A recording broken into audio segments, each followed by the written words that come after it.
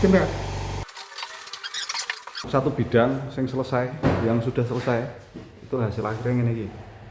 Belum di finishing, nanti apabila ada bekas paku tembak yang di sebelah sudut seperti ini nanti di finishing menggunakan cat yang nanti untuk warna disamakan dengan warna WPC nya, kurang lebih ngono. Dan untuk sekarang lanjut di bidang yang selanjutnya.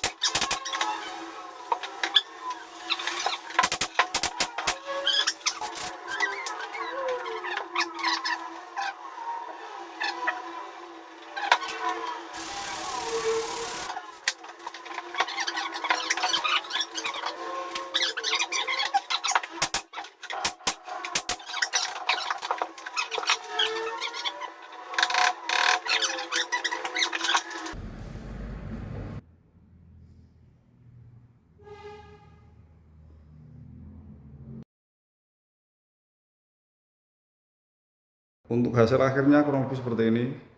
Ini pemasangan WPC yang dikombinasikan sama kabinet lah.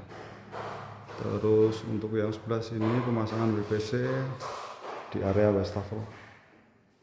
Nah, kurang lebih seperti itu. Dan mungkin itu saja untuk kesempatan membuat konten kali ini. Dan sampai bertemu di video selanjutnya.